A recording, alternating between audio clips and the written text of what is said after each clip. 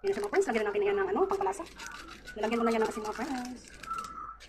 Yan, malapit na yan maluto mga friends. Yan na siya mga friends, luto na talaga yung ulam natin, nag-ulay. Ayan, sarap, so delicious mga friends.